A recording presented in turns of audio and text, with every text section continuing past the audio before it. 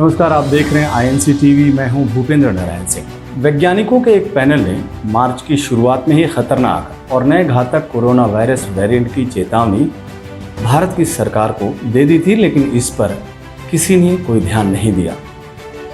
ये बात British media संस्थान द गार्डियन ने समाचार एजेंसी रॉयटर्स के हवाले से दी है। रिपोर्ट के मुताबिक 4 भारतीय वैज्ञानिकों ने भारत सरकार को कहा था कि बड़े स्तर पर भारत में प्रतिबंध लगाने की जरूरत है ताकि कोरोना वायरस के नए वेरिएंट के फैलाव को रोका जा सके।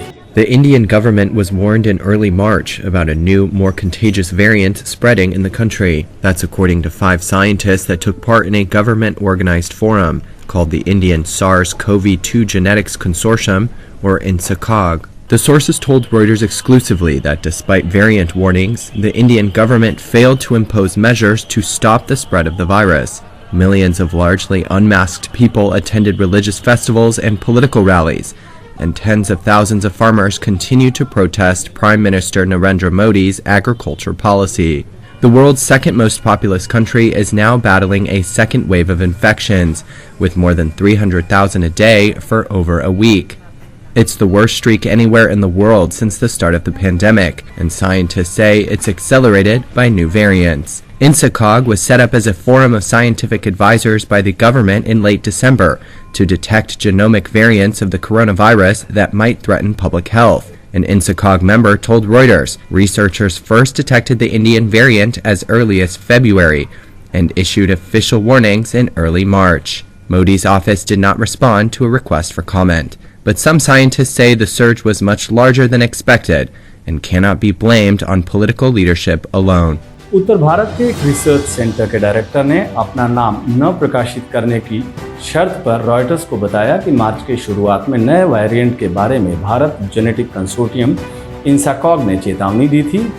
ये चेतावनी केंद्र सरकार के उच्च अधिकारियों को भेजी गई थी, जो सीधे प्रधानमंत्री को रिपोर्ट करते हैं। रॉयटर्स ने कहा कि वो इस बात की पुष्टि तो नहीं कर सकता कि इंसाकॉग के वैज्ञानिकों ने प्रधानमंत्री मोदी के अधिकारियों या उन्हें चेतावनी दी थी या नहीं, क्योंकि प्रधानमंत्री मोदी के ऑफिस से रॉयटर्स के इस बारे में कोई भी इस खबर पर प्रतिक्रिया नहीं मिली। इंसाकॉग की स्थापना भारत सरकार ने पिछले साल की थी।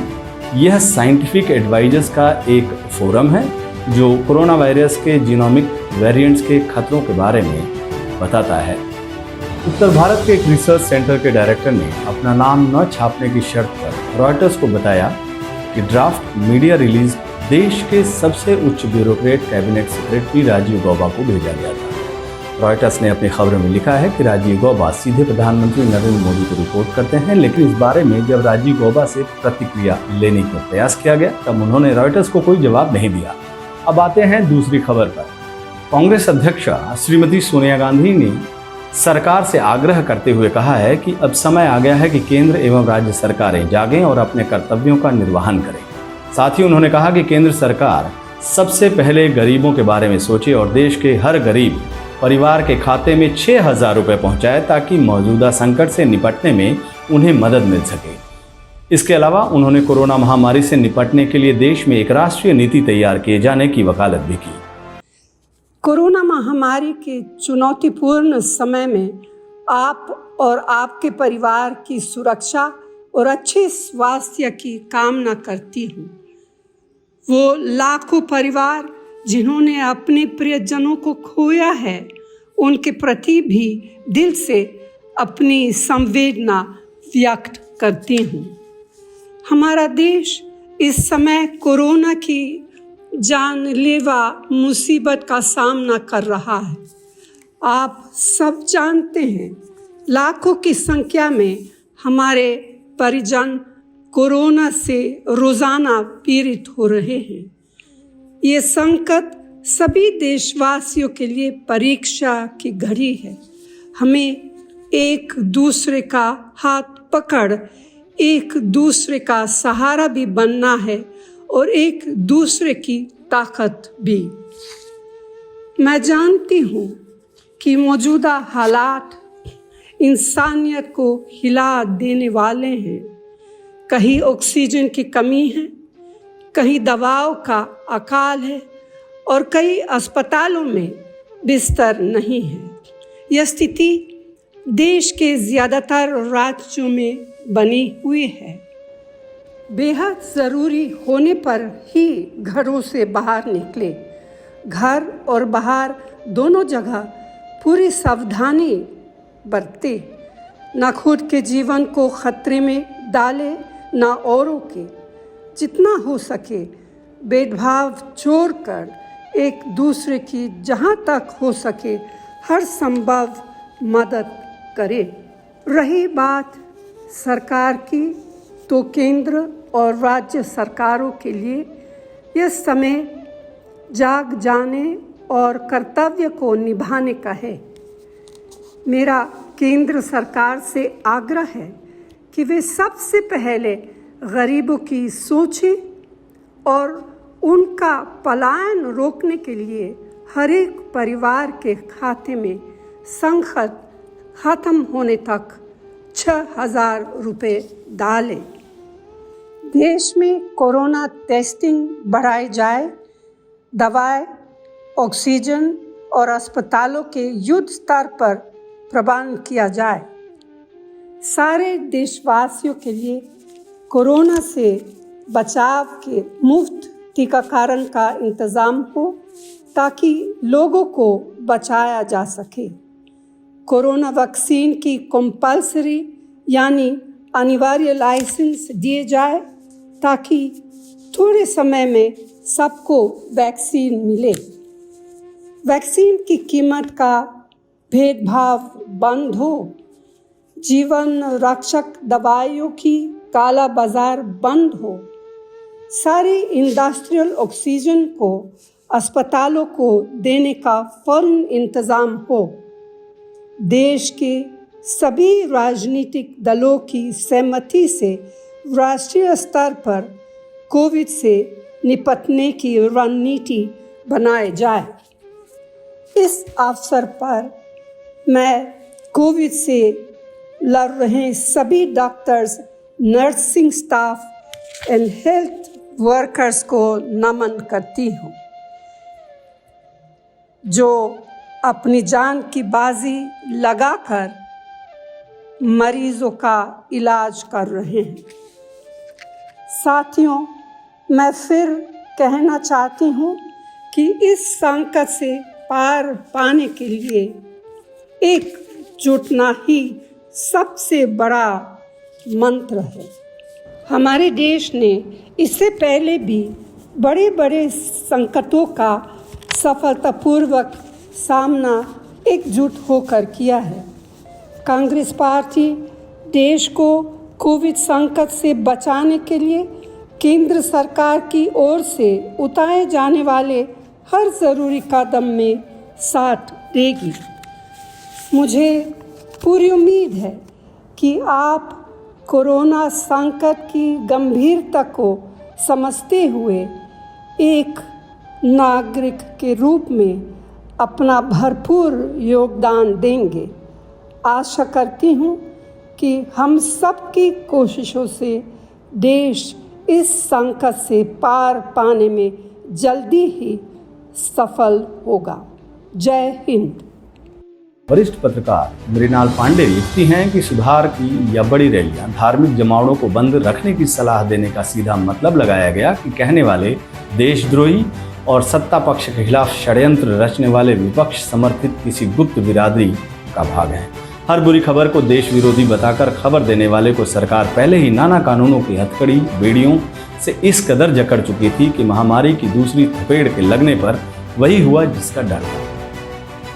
स्वास्थ्य व्यवस्था, हमारे विश्व में सबसे बड़ी वैक्सीन उत्पादन क्षमता के दावे हमारे ऑक्सीजन प्लांटों की कैपेसिटी पर हर दिन भरभरा कर गिर रहे हैं और सरकार के पुरजोर खंडन के बावजूद आम नागरिक की नहीं विश्व बिरादरी के बीच भी हम खुद पर दुनिया के संभवतः सबसे बड़े कोविड महामारी के असहाय शिकार होने का ठप्पा लगवा चुके हैं। मृणाल पांडे आगे लिखते हैं कि जिस तरह साहित्य रचने में शब्द की स्वतंत्र स्थिति और जनभाषा दोनों को खुले दिल से स्वीकार करके ही उत्तम लिखा जा सकता है, राजनीति में सचमुच का स्मरणीय जननेता बन पाने के लिए अपनी महत्ता का सार्वजनिक प्रदर्शन स्थगित कर आम जनता, उसके प्रतिनिधियों तथा विपक्षी दलों के साथ निरंतर सांप नेवला युद्ध का मोह भी छोड़ना बहुत जरूरी है। आखिर कितनी मौतें और हों कि नेतृत्व स्वीकार करे कि लोग बड़ी तादाद में मर रहे हैं। उन्होंने लिखा कि बहुत सारे निरपराध लोग, इस महामारी ने हमको नए सिरे से घरेलू और वैश्विक दोनों स्तरों पर अपनी नीतियां बनाने के लिए विपक्ष और विरोधियों से बेहतर तालमेल की तरफ धकेला है। हमको इस सारी स्थिति को विनयपूर्वक स्वीकार कर नए सिरे से इस आफत से निपटने और उसके बाद देश को फिर स्वस्थ बनाने पर सोचना होगा।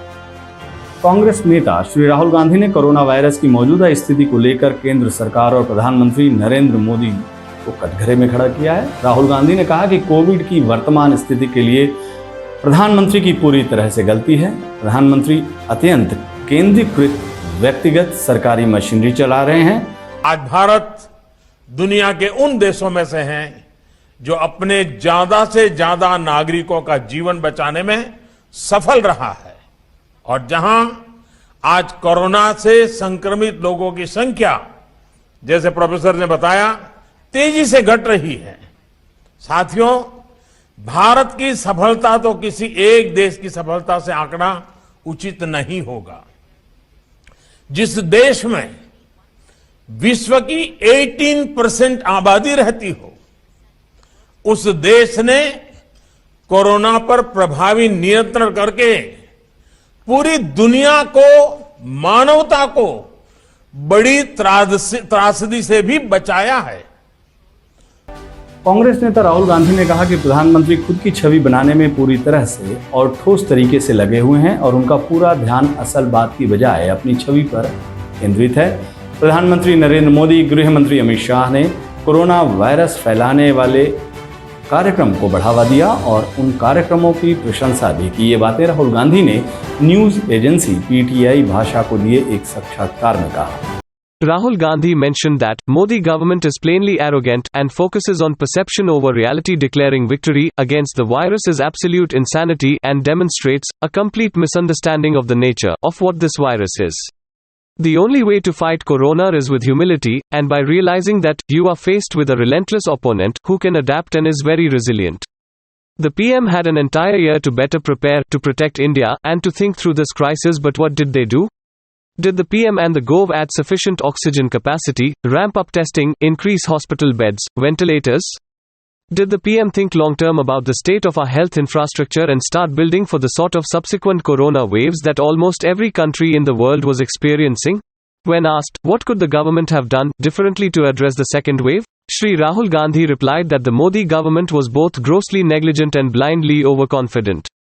The BJP announced the end of the pandemic and congratulated the Prime Minister for his success, even as the second wave was just beginning.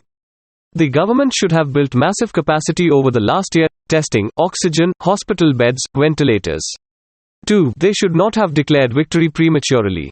3. The Prime Minister and his government did not even acknowledge there was a problem. How can you fix something you don't even accept exists? 4. The government did not act on scientific advice or evidence. They continuously ignored rising cases and were busy instead with election campaigns. They encouraged super spreader events. They even bragged about them. Our Prime Minister and Home Minister were not even wearing masks in public over the past few months. What sort of a message is that sending to citizens? 5. Most importantly, the only solution we have is vaccination. We are supposed to be the largest manufacturer of vaccines in the world.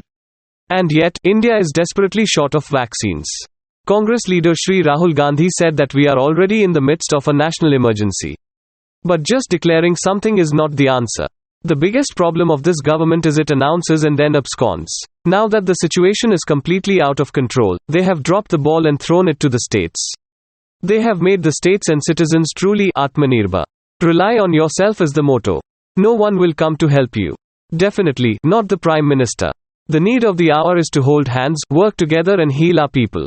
Speaking to PTI, Rahul Gandhi said the India must be the only country in the world facing this massive pandemic without the guidance of an expert and empowered group that is charged with fighting the virus and protecting the people, with planning ahead, anticipating needs and taking the decisions that will result in swift action to save lives. Out of 162 oxygen plants sanctioned in October by the centre, only 33 are functional. This was set up with the PM CARES funds. The Modi government took tens of thousands of crores of donations in his name, without any transparency, without any accountability.